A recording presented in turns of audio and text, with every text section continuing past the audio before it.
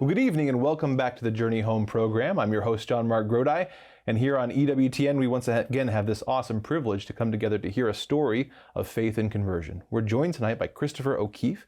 He's a former Mennonite pastor. He came to the church in 2022, and we're honored to have him here tonight.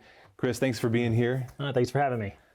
It's such an honor to have you, and many interesting parts of your story tonight. We were chatting about a number of them before the show today, but it's great to have you here. Let's go back to the beginning and start your story off. And you mentioned before the show, even there is some Catholicism in your background before you came on the scene. Tell us a little bit about that. Some Catholicism in my family's background, not so much myself, Sure. but it does start there with my dad. So my dad was raised in a Catholic home, 12 brothers and sisters, large Catholic family, Irish Catholic family. My mom was raised Methodist.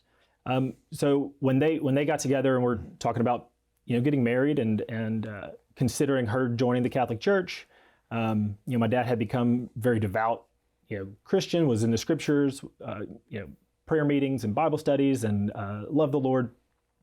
And so my mom said, "Well, hey, let's look into the doctrines, and if this is where I belong, then she'll join." And so, anyways, as they went through that process and talking to local clergy and reading the scriptures and looking at the doctrines. They were some of those that found like, we don't think this matches up to what the scriptures teach. Long story short, they left the church. So my dad did not continue practicing Catholicism before I was born, but still really devout, non-denominational, kind of charismatic background. That was what I was born into, but a very devout home. We had Bible study every day before school. We had to read our Bible every day after school. In church whenever the doors open. My dad did pastoring and prison ministry, mission work, and so that was kind of my world that I was raised in. And what part of the country was that? We were in South Mississippi. Spent a few years in Kansas, but South Mississippi on the Gulf Coast there. All right. For the majority of my life, and so that was kind of my upbringing, and around a family that just loved the Lord a lot and served the Lord any way they could. And then I kind of went the way of the world and started a business and got married and kind of just doing my own thing.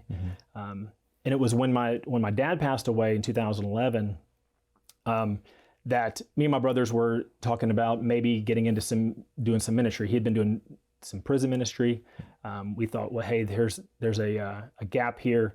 One less person doing ministry in the jails. Maybe we could help out. And so then when me and my brothers went and approached the local jail chaplain, he put us in charge of a Sunday morning church service. And now at the time we were kind of practicing it in the kind of Messianic Hebrew roots world, and my dad had kind of started doing that with us maybe in my early teens, and so that was kind of our world as far as practice goes, but very non-denominational, strict Bible only, kind of sola scriptura.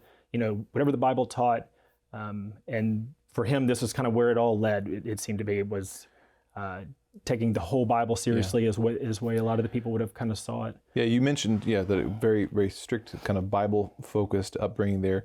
I know you said you were non-denominational, but theologically, what were sort of the emphasis in terms of works and prayer and salvation? Where did you kind of fit in that picture growing up?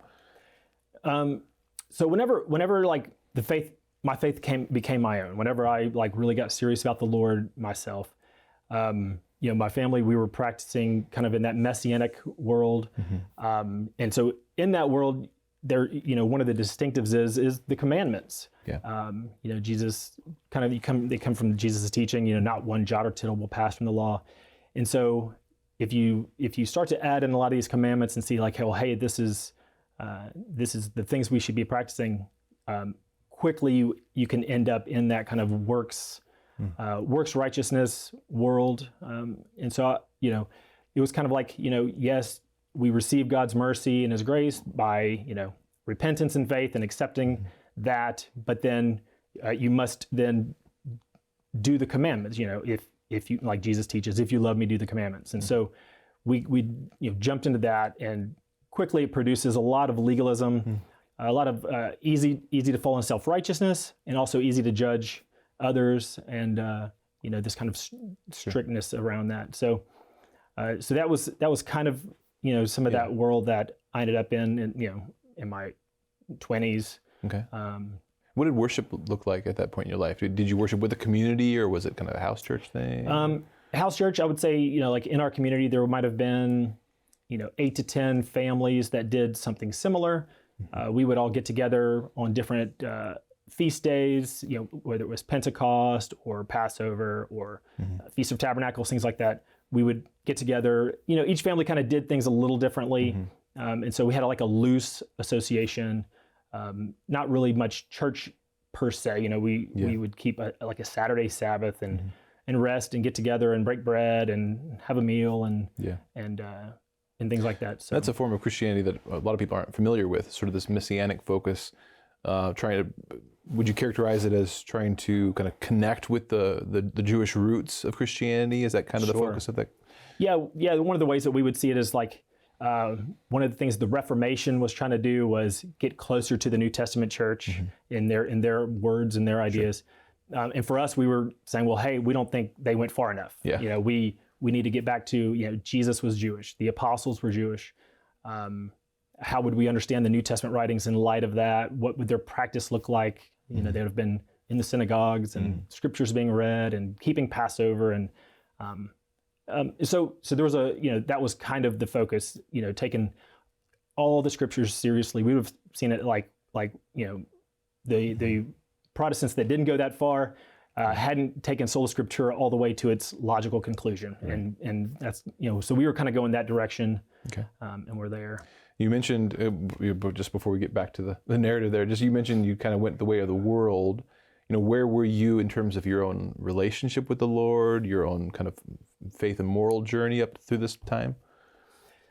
So out of high school time frame was just kind of like, by the way the world, I just meant like always believed. Yeah.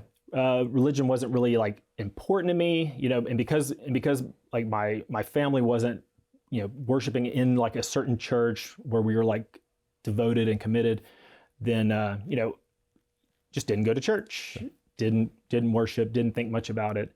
Went to college, got married, started businesses, and just kind of did my own thing. After I got married, my dad gave me a Bible.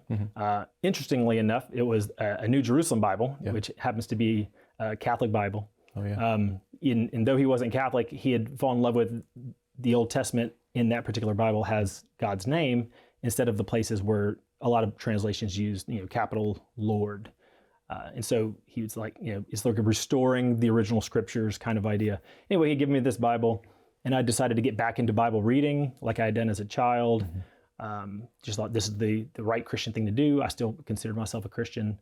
So I started reading the scriptures and every day. And, a few years in, really felt the conviction of the Lord that I had just been like not really focused on him. I was living my own way.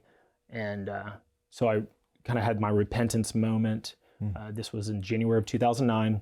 Had my repentance moment, turned to the Lord, and kind of resubmitted to my dad spiritually. We had a good relationship, but it was kind of like I went to him and I said, hey, I've been doing my own thing, but I'm ready to, Nice. We didn't have a church, so my dad and the family there was kind of the church, and so I was like, hey, let's start getting together once a week on the Sabbath, and let's start being more intentional. And I want to participate in this. Yeah. And what was your wife's background spiritually? So she was raised Baptist. Okay. In the southern Mississippi, there we have large Catholic communities and large Southern Baptist communities. So she was raised in the Baptist church, but she'd gone to Catholic school her whole life as well. So she was exposed to a lot of the Catholic teachings because you have to take the religion classes and things like that. But so she was raised Baptist. When we got married, and then I kind of moved into, after coming into repentance and faith in the Lord, and like this kind of renewed thing in 2009, and we had been married for about 4 years at that point. She was willing to kind of, come along with me and follow me.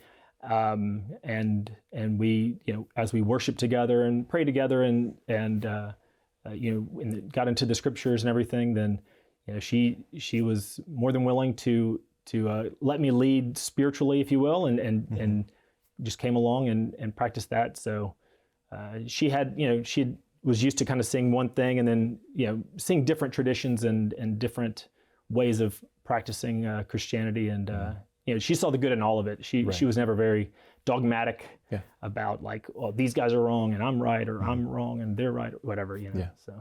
So this brings you up to that time period. You said your father was doing prison ministry? Yeah, he was doing prison ministry. And so when I come to like being this devout life with the Lord in 2009, he passed away in 2011. Okay. And so me and my brothers decided, well, hey, Dad's not doing jail ministry anymore. He passed away. Let's go reach out and get into the jail. And so, my brothers both do music. I didn't have any of that music talent. So they're like, okay, you're going to preach. We'll do the music. Thanks, guys. Yeah, and they both preached.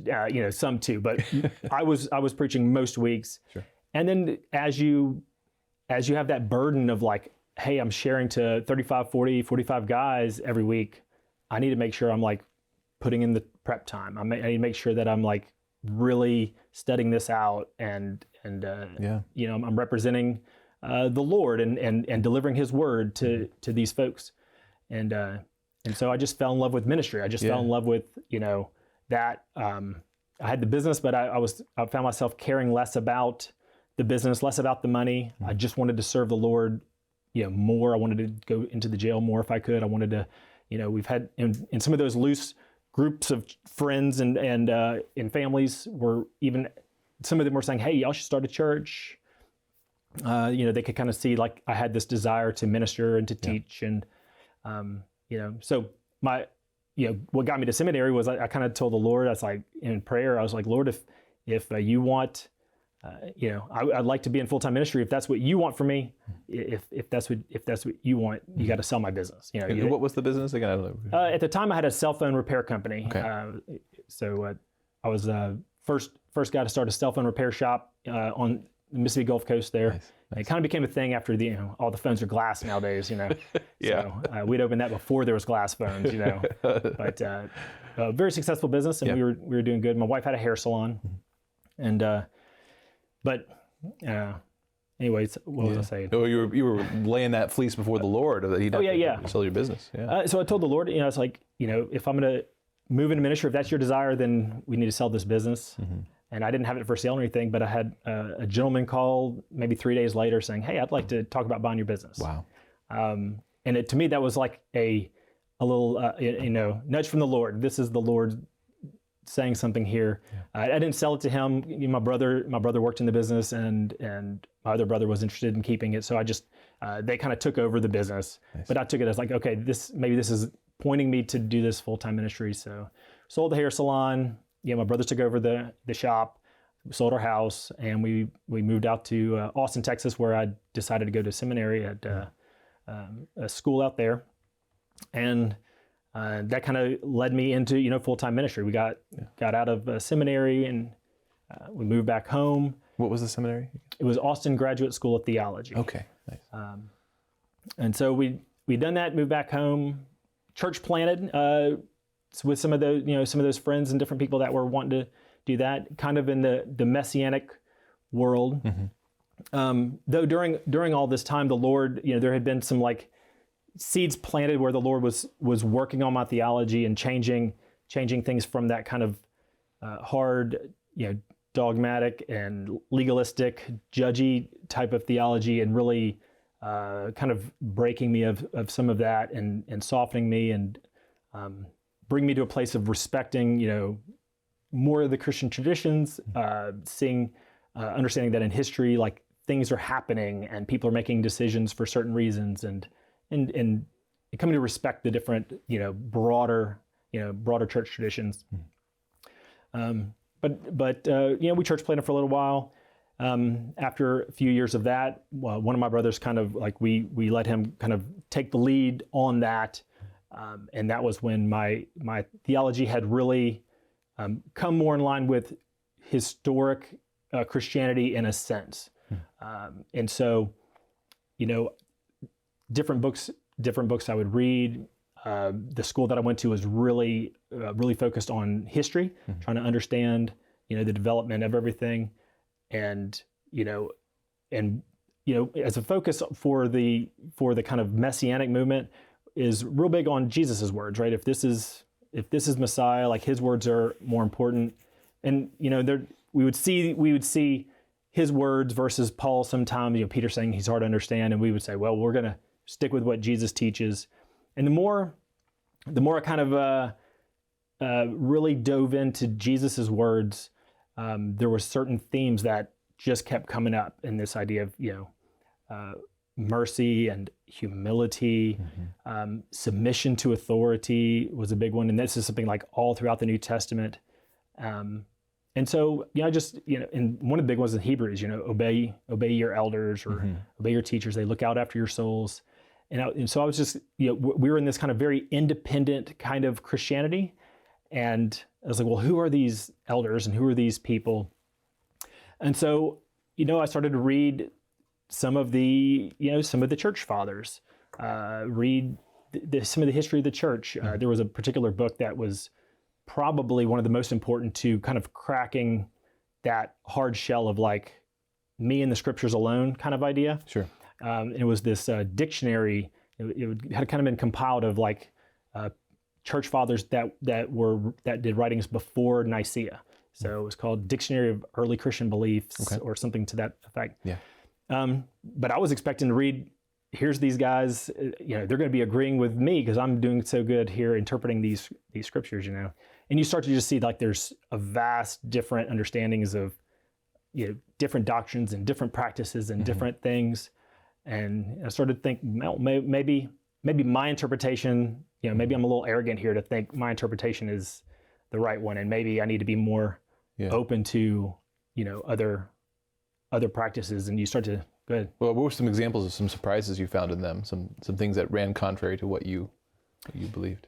So one of the big ones, coming out of like regular Protestantism, if you can call it that, into the kind of Messianic world, was this idea of like Sunday as a holy day of the church or a Sabbath type of thing versus Saturday Sabbath, where we saw like in the scriptures, there wasn't a lot of evidence for this, like that the 10 Commandments was changed, like the Saturday Sabbath is part of the 10 Commandments. And so you go to this book and you're expecting to find like, oh, hey, these guys are writing in the 150s and in the 200s, and and they're really connected to the Jewishness of the movement, right, from the early days. And you're expecting to see this, and like they're all writing about this Sunday and the eighth day and coming into new understanding and of this covenant and the symbolisms and everything around it. And I was like, man, if all of these guys are saying this like very early, then maybe there's something I'm misunderstanding about, the covenants and what's going on here. And the relationship to the scripture, right? Yeah. As you said. Yeah. And when you're thinking through that, I'm like, man, these guys don't even have the scriptures, some of them, like the whole scriptures. If you think of like, if somebody's writing in the 60s or the 70s or the 80s, and the whole canon hadn't been formed if you think like New Testament goes. Right. And so I'm like, well, if my standard for truth is different than somebody living in 50 AD, then maybe my standard for what is the truth is not accurate. Maybe there's more here, And then, and as you read scriptures, church is the pillar and foundation of truth. Things like that start to just be these seeds of saying, well, and at the time I didn't see like the church as some like, monolithic kind of organization, but I still said, well, if Paul's saying the church is the truth, well, I should at least read the early people that are part of that church and what are they practicing and what are they doing? And this idea of like unity that Jesus wants, John 17 probably was, I would come back to you over and over. Yeah.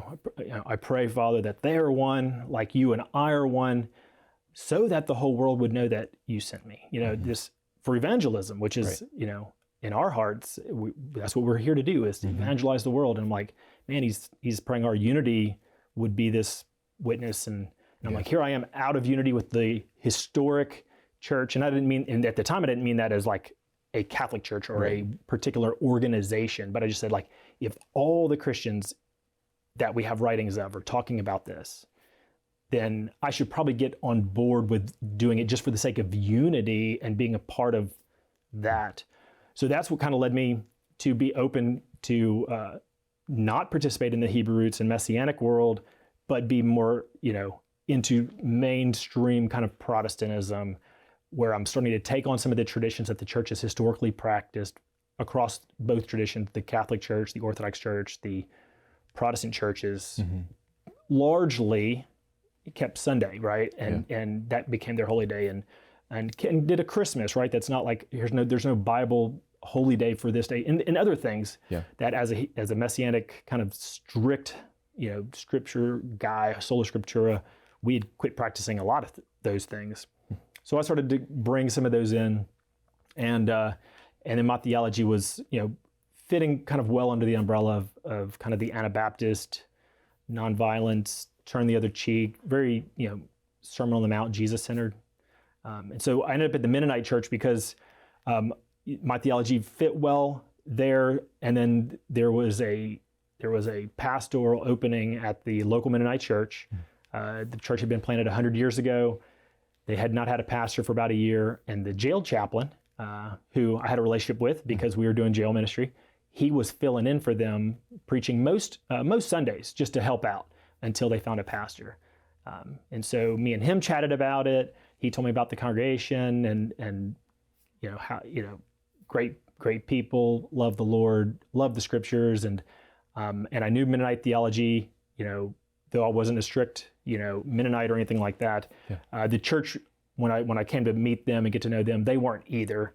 Mennonite church planted in a kind of a Southern Baptist, on the Protestant side of the coast, very Southern Baptist influenced theology. So, they were more kind of interdenominational. There was people that had Presbyterian backgrounds, Methodist backgrounds, Mennonite backgrounds, like Lutheran, different groups. But they're really just Bible people, like good, hey, whatever the Bible teaches, that's what we want. And that's what I was. I was like, Bible teaching within that kind of broader tradition of the historic church, Well, let's take a little break there, Chris, and we'll come back in just a couple minutes and pick up the rest of Chris's story of how he ended up becoming Catholic. Leaving off, were you a pastor at this time? You were pastoring that church? Yeah. So I came into the Mennonite church there and pastored for about 2 years before exiting. So All right, sounds good. Well, we'll pick that up in a few minutes. And hey, I want to remind you that if you go to chnetwork.org and click stories, you'll find a whole archive of stories, both episodes of the Journey Home program, as well as written stories and short videos from every conceivable background. And so wherever you are coming from, as you explore the Catholic Church, as you ask questions, you'll find someone from a similar background to you, and I bet you'll find their story inspiring and intriguing. So check that out at chnetwork.org. We'll be back again in just a couple minutes to hear the rest of Chris's story. See you then.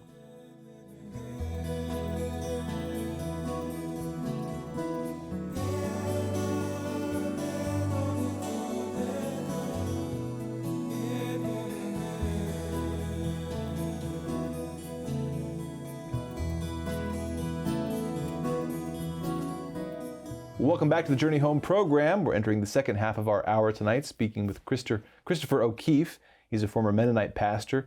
And when we left off, Chris, in your story, we just got to that point in your story where you'd undergone a little bit of a shift theologically, partly because of studying the early church fathers and seeing some of the differences in there, and it kind of broadened your theology to be more in line with historical orthodoxy, not in the sense of the Orthodox Church, but in the bigger Christian tradition. And that led you to be pastoring this Mennonite community. So let's pick it up there. What happened next? So I was pastoring this community, and they were big Bible people, and I love the scriptures, big Bible guy, and so preaching there and serving there and loving on them, and great folks. And when the focus on like the kind of the center focus of like moral moral theology comes from Jesus, which is kind of like where I had kind of landed, which is what landed me under that Mennonite umbrella, of really Sermon on the Mount, turn the other cheek, mercy, humility, love, as defined by the cross, right? Loving the enemy, that kind of thing. This was my world. And again, like every year, as I read through scriptures and study through scriptures, that John 17 was just this idea of unity, and in my being, I was very kind of ecumenically minded. The school I went to was big on teaching all the traditions and the history so that you could respect them. You might disagree, right? We can't agree on everything, but where you respect them and you see them as your Christian brothers and sisters, and so I had grown to that place and left behind a lot of that divisive legalistic stuff, but I still couldn't shake some of these verses about submission and these ideas of unity. And like, while I could see all the different traditions as my brothers and sisters in a large way, there still wasn't really unity, and then here I am pastoring a congregational church. There's no hierarchy. There's no one really above us. And I'm like, well, who are these people I'm supposed to submit to and obey if there's this theme of submission, and all throughout the New Testament. And anyways, the last one of the last books of the Bible that I preached through while I was there was Matthew. And it's probably a common book for pastors to end their pastoral ministry on, and then on their way to the Catholic Church. Yeah. And because, the themes that are in it, there's a lot of themes on this idea of like authority and submission to authority. And it's because I think, a lot of scholars will say that Matthew is written to a Jewish audience. The Jews had an authority, and they knew who their authority was, and it was, the chief priests and the Pharisees, and those that were leading the synagogues, and those who were leading the temple service and all of that. So they had this authority, and so I think Matthew is being written in a lot of ways to let those Jewish first century folks understand that there's this shift in authority that's going to happen, so that they would be more comfortable switching their allegiance, if you will. Right. And so in that you have Jesus affirming this idea of submitting to authority. And what I found interesting is, as a Protestant in a lot of my life, it's easy to like look at problems in a particular church, like the Orthodox Church or the Catholic Church. Oh, here's this bad thing that this guy did, this patriarch did, or here's this bad thing that this pope did, or these priests did these bad things, and they're not always righteous, maybe, or whatever. Well, in Matthew 23, like, this kind of broke down some of that for me. And he's like, the scribes and Pharisees, they're kind of the opponents of Jesus, if you will. And he's like, hey, they sit on Moses' seat. And it tells you he's talking to the disciples and the rest of the people there. So this is like his disciples. And he's like, hey, the scribes and Pharisees sit on Moses' seat, therefore do what they tell you to do. And I'm just like, well, that's got to be a bad translation or interpretation. Like, you start researching the Greek and looking at all the manuscripts and trying to find out. No, that's what he's saying. Like, but he goes on to say, don't do what they do. They're being hypocrites, and kind of rails on them a little bit the rest of the chapter. But this idea of authority for Jesus was super important, so important that here's these scribes and Pharisees who he's about to say they have all kinds of problems, but he tells his disciples to submit to them. Right. And then, throughout those chapters, 16 through 25, there's all this idea of authority and parables about the shifting of authority, the parable of the tenant farmers, and how the owner of the vineyard, who represents the Father, is going to remove those tenant farmers and place new tenant farmers there. And it's obvious in the context who that is. It's these apostles, Peter and the apostles, and these are going to be the new authorities. And as a Protestant, like, I didn't have a problem with that. Right. Because then I would usually go on to say, and they wrote the New Testament, so that's what we follow. We follow the apostles, the New Testament. But there's more there. And you get into reading Paul in Timothy, and he's which is kind of like him talking about the structure of the church in a lot of ways in 1 Timothy, and he leaves Timothy there as an authority. So he's not one of these 12 that was given authority. In fact, Paul wasn't either, if you're being serious about Matthew. Like that's just those 12. And then neither of them had copies of the Bible to wave around. Correct. Paul's chosen later by Jesus in this kind of special way. And his authority gets recognized by the other apostles as well. But then Paul leaves Timothy in charge. And when you read it in the context, it seems like he expects people to submit to his authority. Like if you disagreed with Timothy, like historically, it didn't seem like you could just like pick up and start a church next door and be like, nah, I don't agree with him anymore. And then he's telling Timothy, hey, this is how you pick new deacons and new bishops. Like this is how you find new men for the authority, to be an authority and to pass this on to pass this kind of deposit of the faith onto. And you start to see this idea of like, kind of like apostolic succession, sort of, like it's like this authority passing on. And it seems that Paul would expect the members of the church to submit to that authority.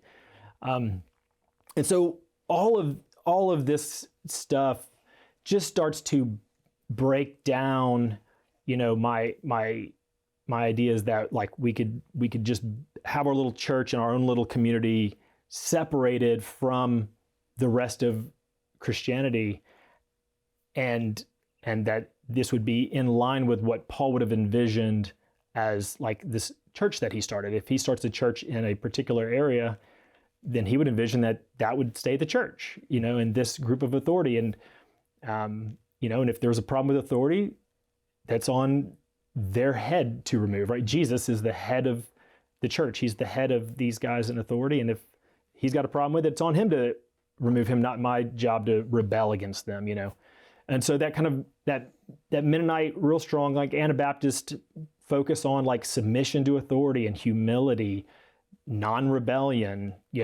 not taking up, not fighting for my rights or what I think is right, like all of that kind of stuff factored into the way I'm reading and understanding this authority system. And, and without getting into like, going through doing a teaching on like this authority thing, once it kind of landed, like Jesus set up authority, fact for me when I landed there.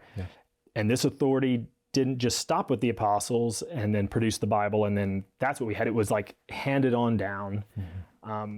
Things like Paul saying the pillar and foundation of truth is the church, right?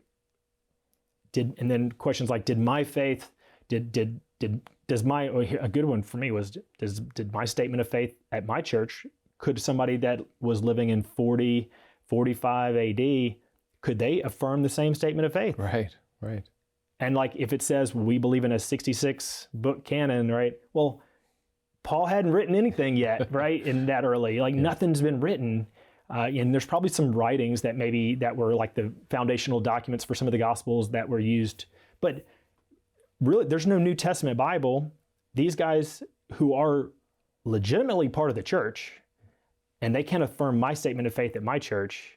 And I started to say, well, maybe I have the wrong statement of faith here. Maybe, and not that, doctrine has been, it developed over time and we learn how to understand, like Trinitarian theology, like it develops over time as we understand the nature of God better, and then we put it into words and put definitions around things.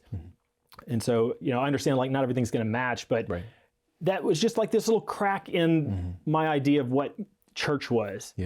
And so, eventually it became clear like there is this authority that's been handed down and I need to submit to it.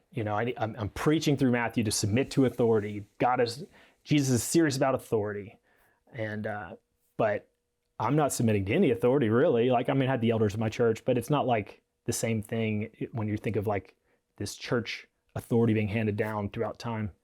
And, so I had to start looking and for me it was either, Orthodox church, it seemed, had a claim to a 2,000-year-old church, and the Catholic Church had a claim to a 2,000-year-old church. And so that was kind of what, when I got there, then it wasn't so much about scriptures, but about like trying to understand the church fathers and history and how they talked about each other. What is the difference in authority there? And, before they kind of split, was there a consensus on authority? eventually landing me at the Catholic Church, and I felt really good about that at the time. But I do understand there's a lot of debate there, and Sure. and there's a lot of people from the Hebrew roots and Messianic world that went the Orthodox route, right? And I get it. I was very drawn there as well. Yeah. What were some of the things that attracted to you and helped make you make that decision to the Catholic Church? To the Catholic Church? Yeah. Well, it really came down to this idea of unity and how unity happens, and then seeing that the early church seemed to use this same idea. So like, if there's going to be an authority, like unity through authority is going to rest in people, and not in like some ideal or some doctrine or some, book or creed, because those can all be interpreted different ways. But if unity is in people, then there's a person to submit to. And it just, from everything that I looked at, and I didn't read everything, nobody has that time, but from what I read and the way I looked, it appeared that there was this kind of Bishop of Rome for the first many hundreds of years, before there was a split around 1000 AD. But in the East and West, there was this talk of him as this kind of unifying bishop. He was this unifying figurehead that had some authority in certain aspects, but local bishops had authority in other things, and that's all kind of changed over time too. Things have always been ebbing and flowing, but he kind of represented this, like, if you're in communion with him, the bishops that are in communion with him are in communion with one another, and that is well mixed with the idea that you see the Catholic Church after the split continuing to be the evangelists of the world, and not and I don't want to like denigrate the Orthodox Church or anything, but you really see the Catholics going out, and some of the Orthodox Church maybe a little more like, this is our territory, and they might plant churches where some of their members move around the world, but they weren't really going out so much, and just certain factors that kind of pointed to say, I think this is it. And it was more than I think, but I'd landed pretty firmly. And going into it, I was reading a lot of the Eastern Fathers. I loved their theology. I loved their spiritual practices, and I went into the Catholic Orthodox thing actually wanting the Orthodox Church to be the one that this is where I should go. This is the right one. And so the fact that like everything kept pointing this way against my own desires, and originally, then I thought, for me, this is what I think I have to do. This is where I have to go. So what did you end up doing with that information, that conviction? So it's tough because if you're a pastor, it's gonna cost you your job, and a lot of friends, and I mean, I'm still friends with everybody, but this church that I was pastoring, like, the people, they all loved me. I loved them. Like, we had a really good relationship. It was just a great group of people. We still get along great, great people. But I knew like, I'm not going to be in church with them every week making this decision, and that's hard. And I put a lot of time and resources into seminary education. I'm like, there's this kind of subconscious, like, that'll all be a waste and worthless, going this route. And so that's hard. But what I did with it is literally like the week that, like, in my mind, it landed at 100%. I was like, 100%. The Catholic Church is Jesus's authority on earth, is the kind of the way I've always, in the last couple of years I've used, say, this is Jesus' authority on earth. My job is to submit to it. And so it was a week and a half. I went and met with one of the elders of the church, and I, let him know. And I told him, I was like, last time I know y'all were without a pastor for a little while. I said, I'll stay on as long as y'all need me if you want to find a pastor, but this is where I'm going. This is what I'm doing. And so we kind of worked out like, well, hey, stay till here, stay till this date, and then leave. And So I just kind of did it and went and met with local priest, a couple local priests actually, and just kind of told them like I had decided. And interesting, like they're looking for like, one of them, I was talking to one of the priests, and he was like, what are these doctrines that drew you here and whatever, and there was not like all these, like I hadn't even really researched out most of the Catholic Church's beliefs, because like, well, if this is the authority and if they're the interpretive authority, these kind of keys given to the church, to Peter and the church to make these interpretive decisions, then I was just like, well, I'm going to submit, but I went and kind of just said, this is what I'm going to do. And there was a book I went and read on the Eucharist, on transubstantiation specifically, because it was one of those doctrines that I was like, well, I know I have to agree here, and I want to make sure I can, in good faith, agree. And it was one of those doctrines that, a lot of Catholics will speak about some of their doctrines to Protestants. Protestants hear that, and they are interpreting it through the words that the way they use them, and they kind of talk past each other. Right. So there was some things that I understood that I just misunderstood them, basically because the way that the Catholic language would talk about certain things, Protestants hear in a certain way. I heard it sounded like they were talking differently. Anyways. Yeah. All right. Well, what's happened since then? Because now you ended up, you're doing an important work of mercy. You're helping to bury the dead. Talk about what's happened since and how you ended up in that line of work and all that. So when my family immigrated from Ireland to South Mississippi in the mid 1800s, they very quickly got into the funeral business in 1865, and so my grandfathers and great grandfathers and all up the line for I'm sixth generation in the business now, but they had done this on the Mississippi Gulf Coast since 1865, and even my dad did it for a period of time when I was young. I remember him, being a funeral director and mortician and all, and it's kind of full circle. He left the family business and ended up in ministry, and a lot of that left the Catholic Church, and then come back around and.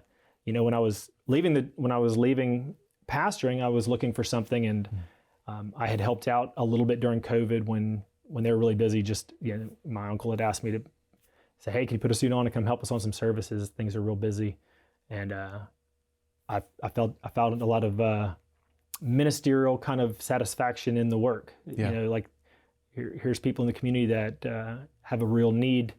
And not everybody can do it. It can be difficult work, right? But it felt right. It felt special. It felt like God's work. And so when I was looking for a job, I went and chatted with my uncle and jumped on board. And you get some of that. It's my heritage, in my family.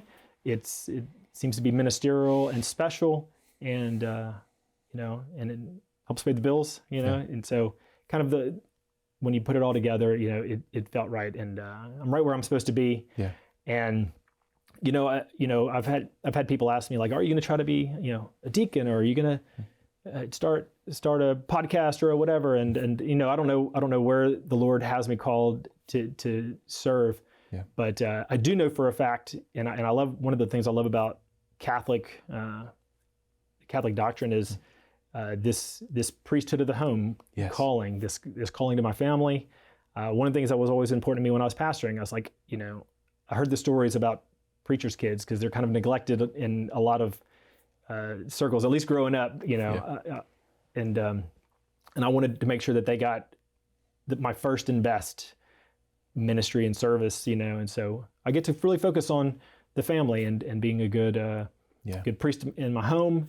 And then serving my community in the funeral business, and when it comes to serving, just kind of pause, because kind of go practice, go to the liturgies, and worship God, and just absorb all of this, and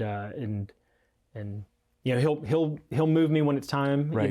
Yeah, especially if he finds you ready in doing the putting the first things first. Yeah, I'm trying not to, jump the gun or go after something that maybe it's not the right thing or the right time, So. No, that's so good. It reminds me of that old classic, the apostolate, the work of the apostle, soul of the apostolate. Sorry, yeah, that old classic, which of course focuses precisely on that fact that we have this desire to bear fruit and to do ministry and to do good works, and that's good.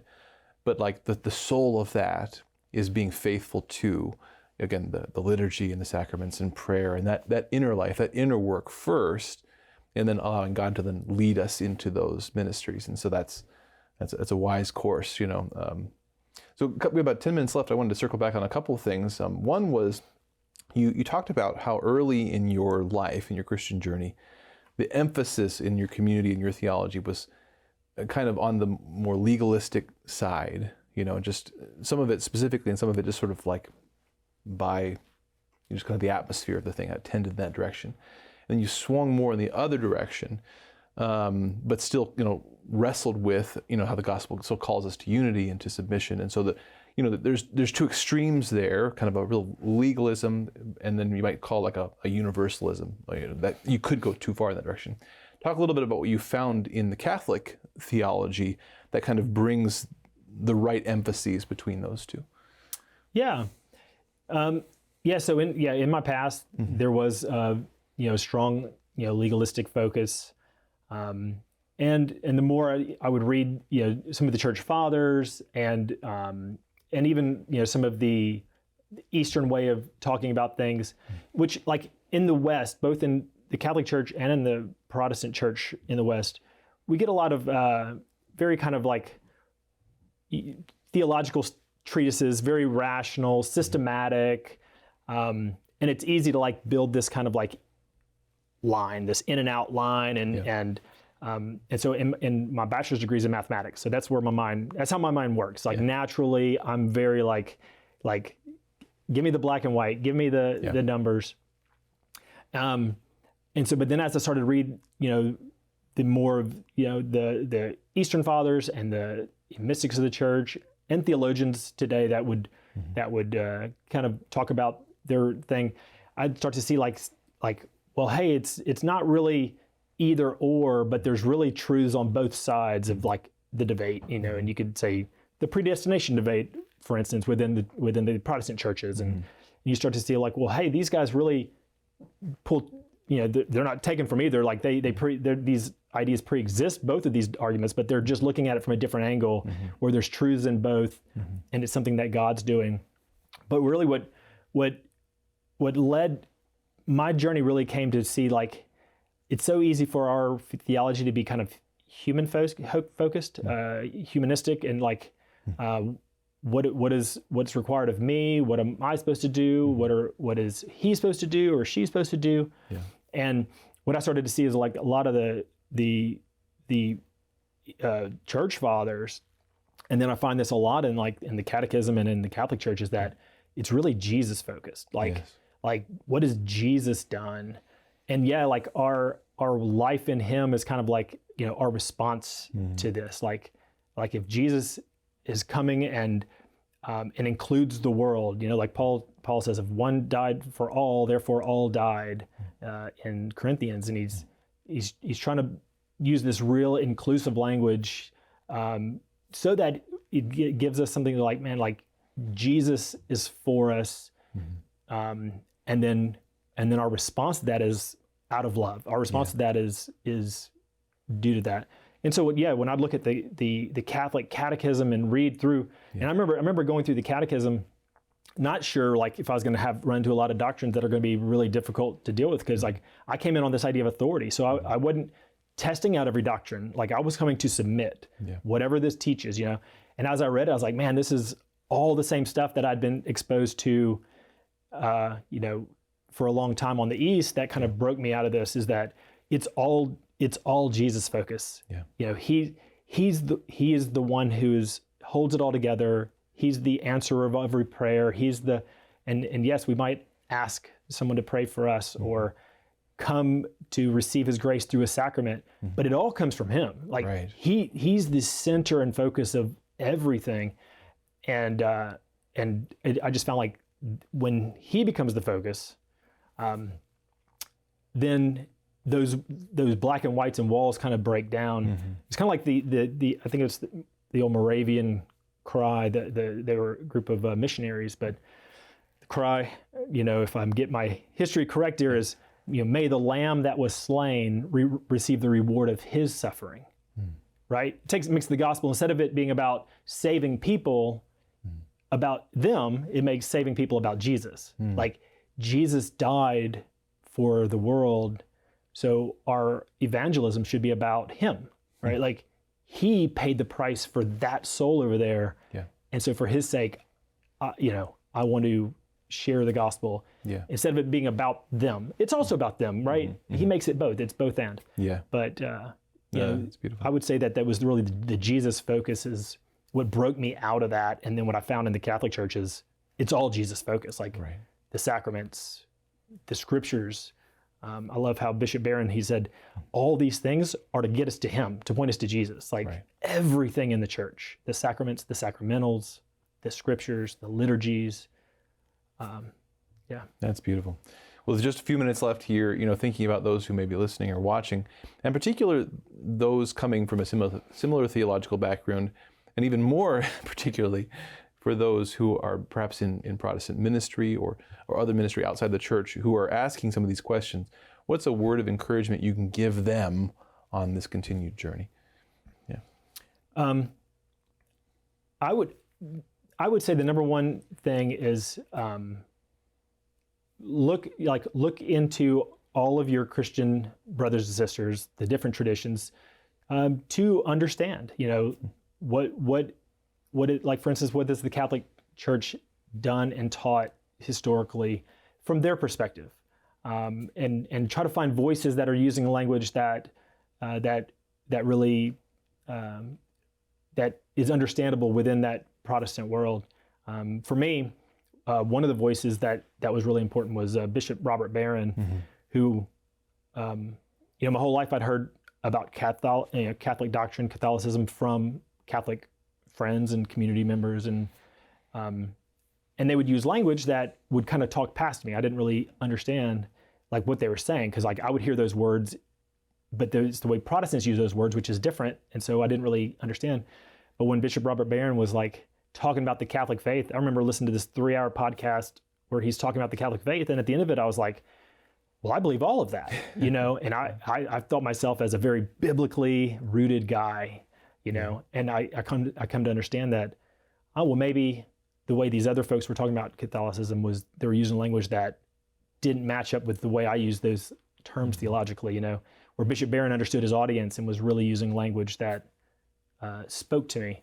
So I would say the word of encouragement is like, try to understand your different brothers and sisters from their perspective, and it's so easy to like, put up a straw man and knock it down and be like, oh, I disagree with that. Oh, I disagree with that. Oh, they're wrong. Yeah. But usually when you get to understand their own point of view from their perspective, you find like, I think we're a lot closer. I think Protestants, Catholics, Orthodox and Catholics, I think we're a whole lot closer on most things than we know and we realize.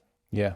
Well, thank you so much, Chris, for your story and for that word of encouragement, and also for the continued works of mercy you do through your work. Thank you for having you here. Yeah. I pray that Chris's story is an inspiration to you on your own journey. I loved his word of encouragement there at the end.